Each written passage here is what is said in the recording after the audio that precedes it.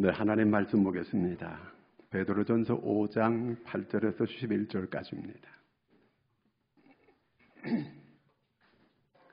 베드로전서 5장 8절에서 11절까지 다 같이 우리 함께 같이 읽겠습니다. 근신하라 깨어라 너희 대적 마귀가 우는 사자같이 두루다니며 삼킬 자를 찾나니 너희는 믿음을 굳건하게 하여 그를 대적하라. 이는 세상에 있는 너희 형제들도 동일한 고난을 당하는 줄을 알미라. 모든 은혜의 하나님 곧 그리스도 안에서 너희를 부르사 자기의 영원한 영광에 들어가게 하신 이가 잠깐 고난을 당하게 하신 너희를 친히 온전하게 하시며 굳건하게 하시며 강하게 하시며 털을 견고하게 하시리라. 권능이 세세무궁하도록 그에게 있을지어다. 아멘. 할렐루야. 오늘은 6.25 71주년 상기하는 이런 날입니다. 자, 6.25를 우리가 부르게 될 때 6.25 전쟁, 6.25 동란, 6.25 사변 어떤 게 맞을 것 같아요? 처음은 계속 6.25 사변이라고 계속 이렇게 불러왔습니다. 그런데 이 80년대 민주화 이렇게 그 운동 학생들이 들어오고 난 이후부터는 사변으로 부르지 말고 한국 전쟁으로 이렇게 해야 된다. 이렇게 해서 사변이 6.25 전쟁으로 이렇게 부르게 되어졌습니다. 사변이 맞습니다. 왜 그러냐 하면 사변이라고 하는 것은 어떤 병고나 난리가 일어났을 때를 말하는 겁니다. 그리고 선전포고 없이 기습 남침을 했기 때문에 이거는 6.25 사변이에요. 그래서 늘 저는 부를 때마다 6.25 사변 이렇게 부릅니다. 같이 따라 하겠습니다. 근신하라, 깨어라. 우리는 근신하고 깨어 있어야 됩니다. 왜냐하면 두 번 다시 우리가 6.25를 또 6.25 같은 이런 일이 있어서는 안 되기 때문에 우리가 정말 근신해야 됩니다. 근신하다 하는 것은 정신 바짝 차리라 그 말이에요. 정신 안 차리다가 이 나라가 이 6.25 같은 이러한 일을 당하게 된 것입니다. 어떤 전도사님이 장가 갔어요. 그런데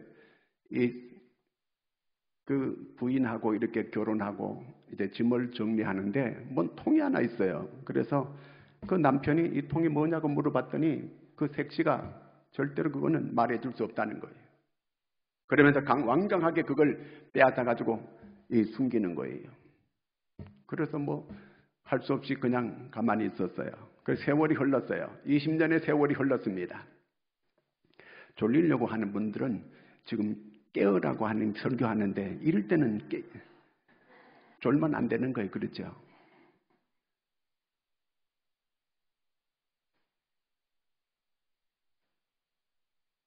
이렇게 20년이 흐르고 난 다음에 이제 또 이사를 하게 되는데 이 전도사님은 이제 목사가 됐습니다. 목사가 되어서 이렇게 이사 가가지고 짐을 정리하는데 20년 전의 사모가 아주 꽁꽁 이건 절대 손대지 못하도록 하고 그 안에 내용이 뭔지 알지 못하도록 이렇게 한 그런 통이거든요. 그래서 짐을 정리하다 보니까 그게 있는 거예요. 이제 20년이 되었으니까 이제는 열어봐도 괜찮겠거니 하고 딱 그걸 열어봤어요. 열어봤더니 그 안에 돈이 200만 원 들어있고 계란 3개가 들어있는 거예요. 그래서 그 자기 아내한테 그걸 물어봤어요. 그랬더니 아내가 바짝 뛰면서 아니 이걸 열어보지 말라 그랬잖아요. 그런데 이걸 왜 열었어요? 20년이 지났으니까 이제 열어도 괜찮겠거니 해가지고 내가 열어봤다고. 이게 도대체 아니 계란 3개 든 거하고 돈 200만 원 든 것밖에 없는데 이걸 왜 그렇게 숨기려고 이렇게 하느냐고, 왜 이걸 그렇게 애지중지하고 그렇게 하느냐 물어봤더니 내가 결혼할 때에 자기가 하나님 앞에 다짐을 했대요.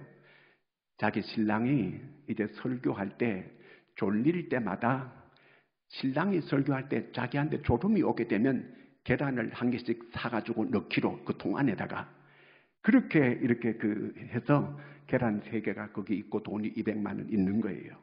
그 남편이 들어보니까 기분이 좋았어요. 왜 좋으냐면 자기가 20몇 년 동안 살아오면서 그 주일마다 예배를 드렸는데 졸리는 것 계란 3개밖에 없으니까 3번밖에는 내가 졸리게 이렇게 설교를 안 했구나. 그래서 아주 남편이 기뻐했어요.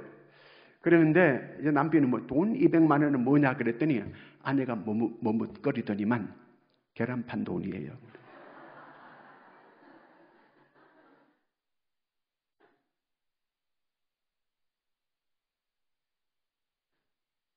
예배 시간에 자꾸 졸아요. 그래서 목사님이 이 설교 끝나고 난 다음에 나갈 때 집사님 왜 그렇게 그 설교 시간만 되면 그렇게 주무시느냐고 그렇게 왜 졸고 계시느냐고 그랬더니 아니 목사님 어떻게 30분 동안도 제가 설교할 때 이렇게 좀 깨워놓지 못하세요? 오히려 목사님한테 설교를 잘못해가지고 자기가 졸았다고 대들더라고요. 그런데 이 하나님의 집에 와서는 졸 수도 있어요. 그렇지만 계속 조는 거는 문제가 있어요. 매 예배 시간마다 조는 거는 회개하고 기도해야 돼요. 저도 어릴 때 이 청년 때에 믿음이 좀 이렇게 가라앉았을 때 교회만 가면 졸리는 거예요. 설교 시간에 계속 졸리는 거예요. 그 어느 한순간부터 기도하고 나서 성령의 체험을 하고 난 다음부터는 절대로 안 졸리는 거예요. 여러분 운전하다가 절대로 졸지 않기를 바랍니다. 운전하다가 졸게 되면 큰일 나는 거잖아요. 제가 이번에 우리 그 중경 노회장들하고 이제 어디 수련회 가는데 저 옆에 제가 목사님이 운전을 하고 가는데 제가 옆에 바로 탔어요. 그 타고 가서 천안휴게소에서 이제 그 목사님이 다 내려가서 화장실 갔다 오라고 우리는 화장실 갔어요. 그런데 화장실 가 있는데 조금 있다가 저희 집사람이 막 전화했어요. 목사님 빨리 오라고 빨리. 지금 목사님이 쓰러졌다고. 그 우리를 운전하던 목사님이 쓰러졌어요. 차에 차를 딱 대고 내렸는데 그냥 쓰러졌어요. 죽어간다는 거예요. 막 가보니까 이 모든 게 다 풀려져 있어요. 소대변을 다 그냥 밑으로 흘리는 거예요. 그렇게 깨끗한 목사님인데 그렇게 건강하던 목사님인데 그래서 119를 빨리 불러가지고 막 깨어나라고 막 저희 집사람 울고불고 하고 막 깨어나라고 저하고 주한교회 목사님하고 둘이서는 화장실 갔다 오는데 그 지경이 되어 있는 거예요. 사람이 살아간다는 게 죽고 사는 거는 종이 한 장 차이밖에 안 되는 거예요. 살아있다 그러지만 사는 게 아니에요. 이런 병고가 세상에 어디 있어요? 죽지 않았어요. 그런데 안 죽으니까 내가 이런 얘기 하는 거예요.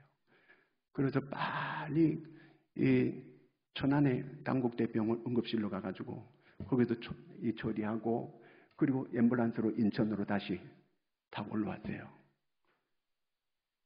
그때부터는 제가 운전대를 잡았어요. 처음부터 제가 운전대를 잡았더라면 좋았을 것을 이런 생각을 했습니다. 그 목사님이 지금 성전을 건축하고 있는 중에 너무 힘들고 스트레스 받고 내가 보니까 너무 과로해서 쓰러졌던 거예요. 보니까. 자, 우리가 근신하고 늘 깨어 있어야 돼요. 그래서 그 한 10시간 가량을 차량 운행을 그렇게 했어요. 그렇게 가고 그런데 저는 건강하게 잘 갔다 올 수 있었습니다. 자, 여기 오늘 말씀에 보니까 근신하라 깨어라는 거거든요. 오늘은 6.25 71주년이잖아요. 오늘 우리가 정말 근신하고 깨어 있어야 돼요. 정신을 바짝 차리라 그 말이죠. 대한민국의 하나님께서 주시는 말씀이 근신하라는 거예요. 정신 바짝 차리라 그 말이에요. 그렇지 않으면 또다시 6.25 같은 이런 비극을 겪을 수 있다. 그 얘기입니다. 공산주의는 마귀의 앞잡이입니다. 그러니까 잘 알아야 돼요. 이 얀센을 주사 맞게 되면 한 7개월 정도 약효가 간다는 거예요. 그러면 그 다음부터 약효가 없어지는 거예요. 6.25를 체험했던 사람들이 70년이 지나다 보니까 거의 세상을 떠나게 되고 얼마 안 계시는 거예요. 그러다 보니까 우리 다음 세대들이 이 6.25를 잘 모르는 거예요. 어떤 사람들은 미국이 쳐들어 올라갔다 그러고 뭐 여러 가지 말을 많이 하는데 공산주의를 희미하게 동경하는 이런 사람들도 이 땅에 많이 있게 됐습니다. 공산주의를 제대로 몰라서 그래요. 공산주의는 마귀의 앞잡이들입니다. 8절 말씀 다시 한번 같이 읽겠습니다. 근신하라 깨어라 너희 대적 마귀가 우는 사자같이 두루다니며 삼킬 자를 찾나니. 무엇에 깨어 있어야 되는가? 사탄에 깨어 있어야 됩니다. 마귀에 깨어 있어야 됩니다. 마귀는 우리를 삼키려고 하는 거예요. 호시탐탐 우리를 노리고 있는 거예요. 그렇기 때문에 언제든지 우리가 영적으로 깨어 있어야 됩니다. 깨어 있지 못하게 되면 당하게 되는 거예요. 삼킨다는 게 뭔가 삼킬 자를 두고 찾고 있는데 삼킨다는 것은 요한복음 10장 10절에 이렇게 말하고 있습니다. 같이 읽겠습니다. 도둑이 오는 것은 도적질하고 죽이고 멸망시키려는 것뿐이요 내가 온 것은 양으로 생명을 얻게 하고 또 풍성하게 얻게 하려는 것이라. 도둑이 오는 거, 이건 마귀가 오는 거는 우리를 도적질하고 죽이는 거예요. 이게 삼키는 거예요. 마귀는 우리를 도적질하고 죽이게 만드는 거예요. 그렇기 때문에 우리가 우리 생각 속에 마귀가 들어올 때가 있어요. 그래서 우리로 하여금 마귀 짓하게 만드는 거예요. 마귀의 앞잡이가 되게 하는 거예요. 예수님의 제자 가운데 가룟 유다가 있습니다. 예수님이 아주 신임하던 제자였어요. 이 제자가 어느 날 돌변해가지고 그 예수님, 스승님을 팔아먹는 거예요. 어떻게 이렇게 될 수 있었을까? 요한복음 13장 2절을 같이 읽습니다. 요한복음 13장 2절요. 마귀가 벌써 가룟 유다의 마음에 예수를 팔려는 생각을 넣었더라. 이 생각 속에 마귀의 생각을 집어넣는 거예요. 우리 생각 속에다가 마귀의 생각을 집어넣는 거예요. 그래서 우리가 마귀의 앞잡이가 될 수가 있어요. 예수님이 신임하던 그 제자 속에 마귀가 그 생각 속에 예수님을 팔아먹을 생각을 집어넣었다는 거예요. 오늘 내 생각 속에 마귀가 들어와서 나로 하여금 마귀 생각을 집어넣어서 내가 마귀의 앞잡이가 얼마든지 될 수 있는 거예요. 그러므로 우리가 생각을 잘 해야 돼요. 이게 마귀가 주는 생각인가 성령이 주는 생각인가. 마귀는 우리를 도적질하고 죽이고 멸망케 하는 거예요. 그러나 성령은 우리로 하여금 양으로 생명을 얻게 하고 또 풍성하게 하게 하는 것이 성령의 역사예요. 그러므로 우리가 내 생각 속에 때로는 마귀 역사가 있고 또는 성령의 역사가 있고 이럴 때마다 내 속에 이거는 하나님의 뜻이 아니다. 사탄은 물러가라. 이건 물리쳐야 되는 거예요. 마귀가 내게 오는 거는 나를 유익하게 해주려고 그러는 거 아니에요. 나를 병고를 일어나게 하고 난리가 일어나게 나를 만들기 위해서 그러는 거예요. 그러므로 우리가 영적으로 늘 깨어 있으라 그 말이에요. 영적으로 안 깨어 있게 되면 당한다 그 말이거든요. 이게요. 공산주의자들은 마귀의 앞잡이들이에요. 요한복음 8장 44절을 읽습니다. 너희는 너희 아비 마귀에게서 났으니 너희 아비의 욕심대로 너희도 행하고자 하느니라. 그는 처음부터 살인한 자요 진리가 그 속에 없으므로 진리에 서지 못하고 거짓을 말할 때마다 저것으로 말하나니 이는 그가 거짓말장이요 거짓의 아비가 되었습니다. 마귀는 거짓말장이에요. 거짓의 아비예요. 거짓의 원조예요. 마귀는 거짓말이에요. 아담과 하와가 이 마귀가 거짓말하는 데 넘어간 거예요. 그래서 그들에게 불행이 찾아오게 된 거예요. 그래서 에덴 동산에 내쫓김을 받게 된 거예요. 오늘 우리가 귀가 얇아가지고 이 마귀의 속삭임에 넘어가는 사람들이 많이 있습니다. 공산주의자와 이렇게 회담을 해가지고 그걸 믿는 건 바보예요. 마귀에게 속는 거예요. 소련이 공산주의 종주국이었습니다. 그런데 그 나라가 망했습니다. 세계에서 제일 큰 땅덩어리입니다. 모든 지하자원을 다 가지고 있습니다. 그런데 그 나라가 망했어요. 공산주의 종주국이 망했습니다. 공산주의는 망하게 되어져 있어요. 공산주의 경제체제는 있는 사람 거 빼앗아가지고 나눠주는 거예요. 그런 나라에서 이런 자기 개인 소유가 없는데 누가 열심히 일하려고 그러겠어요? 될 수 없는 거예요. 반드시 망하게 되어져 있어요. 공산주의는 잔인무도한 사상을 가지고 있어요. 겉으로는 선한 척하지만 속으로는 악한 거예요. 스탈린이 4,500만 명을 죽였습니다. 모태또이는 6,500만 명을 죽였습니다. 그냥 짐승 잡듯이 사람을 잡아가지고 없애는 게 이게 공산주의입니다. 6.25를 겪은 사람들은 공산주의자들이 얼마나 잔인한가 하는 것을 뼈저리게 느끼고 있는 거예요. 그래서 그들이 우리에게 노래를 남겨주었어요. 잊으랴 어째 우리 그날을 조국을 원수들이 짓밟아온 거예요. 1950년 6월 25일 새벽 4시 모두가 곤히 잠들어져 있는 휴일에 이 기습남침을 한 거예요. 모든 전쟁은 미리 선전포고라는 게 있는 거예요. 이 6.25 때는 선전포고도 없었어요. 기습으로 남침한 거예요. 남한은 전부 다 새까맣게 모르고 잠자고 있었어요. 공산주의는 무신론자들입니다. 교회 말살 정책을 쓰는 자들입니다. 만약에 이 땅에서 이 적화 통일이 되었다면 목사 장로는 맨 먼저 죽입니다. 그리고 모든 이 재직들은 아우지 탄광입니다. 북한 탈북한 사람들이 얘기하는 걸 들었습니다. 탈북해서 중국에 갔더니 중국에 선교사들이 가 있습니다. 그 사람 중국 탈북하는 그 사람들 거기서 만나가지고 그들에게 성경을 가르쳐주고 성경 공부를 시키고 복음을 들려줘가지고 다시 북한으로 들어보냅니다. 그런데 이것을 북한 지도자들이 알게 됐어요. 그래서 사람을 보내가지고 거기에 있는 선교사를 잡아갔습니다. 잡아가서 그 부부를 선교사님, 목사님하고 사모님을 거기서 바로 죽여버립니다. 잔인한 거예요. 지금 6.25가 지난 지가 71년이 됐습니다. 공산주의자들이 변화됐을까요? 바뀌어졌을까요? 마귀가 해결할까요? 절대로 그렇지 않습니다. 더 숨어서 우리는 핵을 안 만든다는데 핵을 버젓이 만들어 가지고 있습니다. 생화학 무기, 엄청난 무기를 지금 그들은 가지고 있습니다. 어떻게 해야 될까요? 오늘 성경은 우리한테 경고하고 있습니다. 깨어라, 근신하라, 정신 차리고 깨어 있으라는 거예요. 어떻게 우리가 깨어 있어야 될까요? 베드로전서 4장 7절을 같이 읽습니다. 만물의 마지막이 가까웠으니 그러므로 너희는 정신을 차리고 근신하여 기도하라. 정신 차리고 정신 바짝 차리라는 거예요. 정신 안 차리면 또 당한다는 그 얘기예요.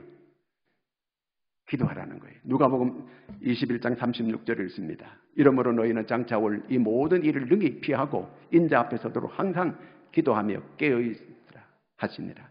기도하며 깨어 있어야 돼요. 기도로 깨어 있어야 돼요. 영적 분별을 잘 해야 돼 이게요. 그 다음에 현실에 우리가 깨어 있어야 돼요. 8절 말씀 다시 한번 읽겠습니다. 근신하라 깨어라 너희 대적 마귀가 우는 사자같이 두루다니며 삼킬 자를 찾나니. 자, 마귀가 삼킬 자를 찾고 있는 거예요. 삼킬 자. 어떻게 찾고 있느냐?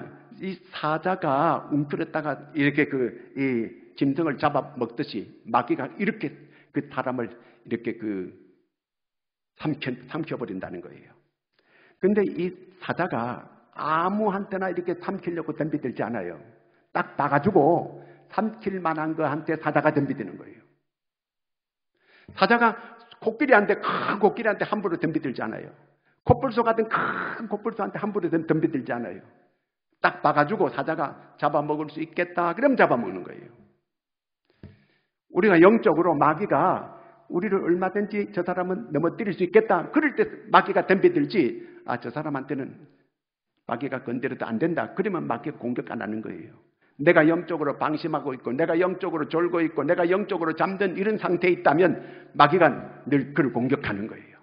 그래서 그에게 갑자기 변이 일어나게 만들고 갑자기 사고가 일어나게 만들고 갑자기 어려운 일이 일어나게 만들고 얼마든지 그럴 수 있다는 겁니다. 그러므로 오늘 성경은 뭐 하느냐?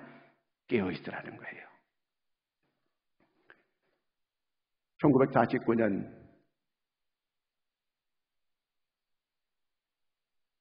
김일성이가 소련으로 가서 스탈린을 만났습니다.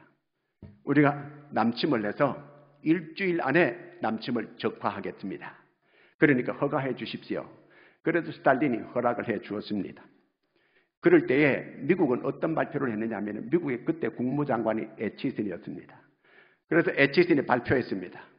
미국의 방위 라인, 방위선이 있는데 이거는 일본과 오키나와와 필리핀 이렇게 방위선이 이렇게 되어진다. 이렇게 발표를 했습니다. 여기 한국이 제외됐습니다. 대만도 제외됐습니다.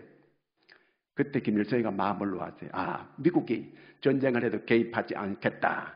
이런 확신을 가지고 그들이 스탈린한테 가가지고 허락을 받고 그리고 남침을 이제 드디어 감행하기 위해서 모든 준비를 하게 됐습니다. 전차가 242대를 준비했습니다. 남쪽은 전차 한 대도 없습니다. 장갑차만 몇 대 있었습니다. 그리고 남한은 전투기 한 대도 없었습니다. 북한은 211대 전투기가 있었습니다. 북한은 군인들이 23만 명이었습니다. 남한은 10만밖에 안 됐습니다.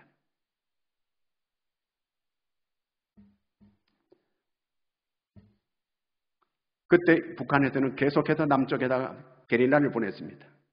남쪽에 군인 10만 명이 있는데 온 천지 남한에서 이 무장공비 잡느라고 그냥 시골로 이렇게 그 군인들이 다 투여됐습니다. 최전방에는 군인들이 거의 없었습니다. 많은 무장공비가 내려와서 계속 이북으로 보고를 하고 있습니다. 김일성이는 이제 마음 놓고 일주일 안에 남한은 완전히 적화할 수 있겠다고 식은 죽 먹기다 이렇게 생각을 하고 새벽 4시에 남침을 감행하게 된 것입니다. 그러면 전쟁은 하나님께 속해 있어요? 사람에게 속해 있어요? 하나님께 속해 있어요. 그러면 하나님께서 이 전쟁이 왜 일어나게 했느냐 그거예요. 왜? 죄 때문에 일어났습니다. 하나님의 가장 싫어하는 죄가 뭐예요? 우상 숭배하는 죄입니다. 이 나라가 일제시대 때에 모든 기독교가 일본의 신사참배를 가결했습니다. 그래서 일본 신사참배를 모든 교회마다 모든 교인들이 할 수 있게끔 그렇게 이거는 국민의례다. 이렇게 해가지고 신사참배를 하게 하고 궁성요배를 하게 하고 황성요배를 하게 했습니다. 궁성을 일본 궁을 향하여 모두가 절을 하게 했습니다. 일본 왕을 향하여 모두가 다 절하게 이렇게 했습니다. 이거는 국민의례다. 합법화시켰습니다. 완전히 영적 간음을 범하게 된 것입니다. 하나님이 가장 싫어하는 이 우상 숭배를 하게 했던 것입니다. 하나님께서 이 땅에 6.25를 하나님이 허락했던 겁니다. 김일성을 일으켜가지고 이 땅을 이렇게 침략할 수 있게끔 이렇게 만들었다는 것입니다. 하나님의 허락 없이는 어떤 것도 되어지지 않습니다. 이스라엘을 바벨론 나라가 올라와서 쳐들어가서 바벨론이 이스라엘을 완전히 다 파멸시키고 이스라엘 사람들을 그들을 다 포로로 바벨론 나라로 데려갔습니다. 어떻게 해서 하나님의 백성을 그 하나님의 이 거룩한 나라를 저렇게 저지경되게 저렇게 만들었을까? 그거는 그들의 죄 때문에 그렇게 했습니다. 무슨 죄인가? 그들이 하나님의 가장 싫어하는 우상 숭배했기 때문에 그렇습니다. 이 성전 안에 예루살렘 성전 안에 바알신을 갖다 놓았습니다. 아세라 신상을 갖다 놨습니다. 하나님께서 이걸 그냥 둘 수 있겠습니까? 바벨론 나라를 불러 올라와서 하나님이 그들을 치게 만들었다는 거예요. 그래서 망한 거예요. 여러분, 소돔과 고모라가 왜 망했습니까? 죄악의 관영에서 망했습니다. 무슨 죄입니까? 그들은 동성혼 이게 만연해져 있었습니다. 롯의 집에 하나님께서 천사를 보냈습니다. 이제 이 소돔과 고모라를 유황불을 내려가지고 다 멸망시키려고 하니까 그 성에서 빨리 나와라. 이렇게 해서 천사를 둘 보냈는데 그 천사가 그 집에 들어가는 걸 보고 동네 사람들이 와서 그 손님을 내놓아라. 우리가 상관하리라 그럽니다. 그때 롯이 내 집에 딸이 둘 있는데 내가 줄 테니까 너희들이 상관하고 이 손님들은 그러면 안 된다. 이렇게 했대. 그들이 문을 그냥 두드려 부시고 들어오는 거예요. 그때 하나님의 천사들이 그들의 눈을 다 어둡게 만들어버리고 말았습니다.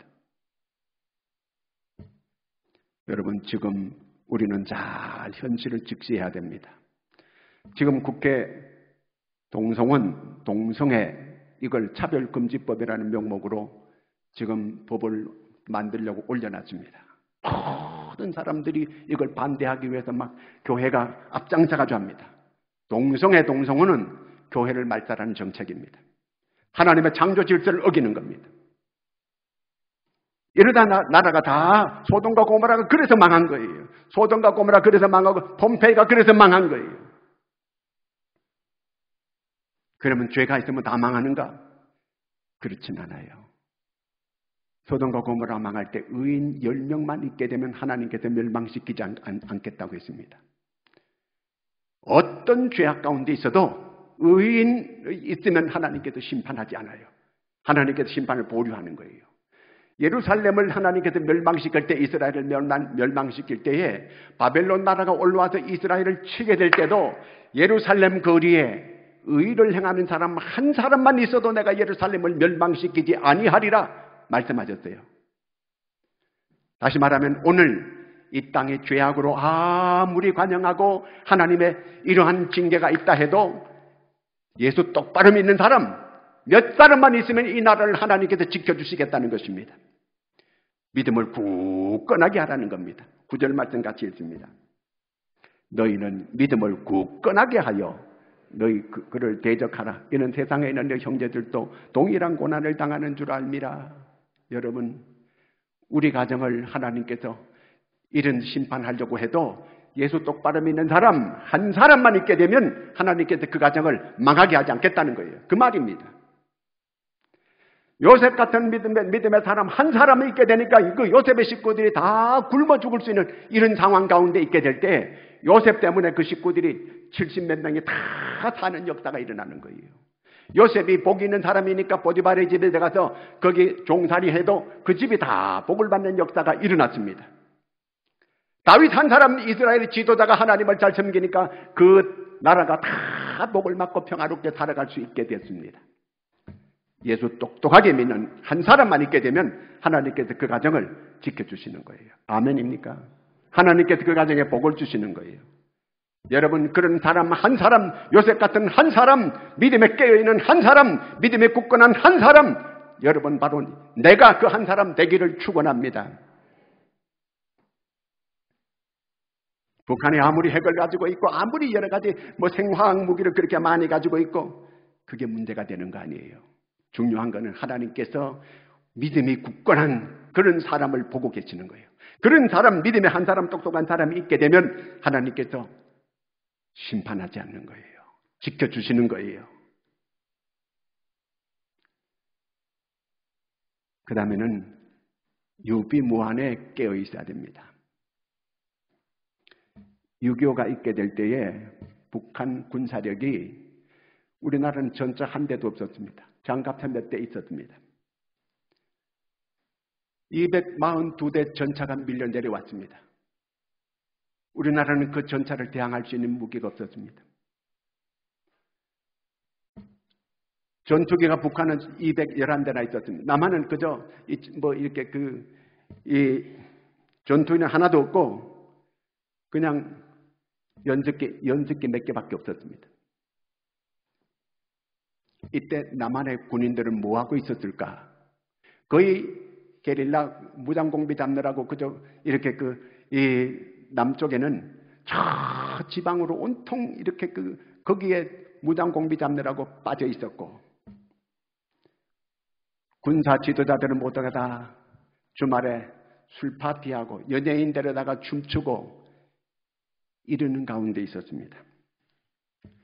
세상의 북쪽에 남쪽을 지금 이 집어삼키기 위해서 탱크가 수백 대가 와가지고 지금 이렇게 진을 치고 있고 모든 군사들이 지금 이렇게 남침을 밀고 내리기 위해서 집결하고 있는데 까막눈이에요. 아무것도 몰랐어 그때요.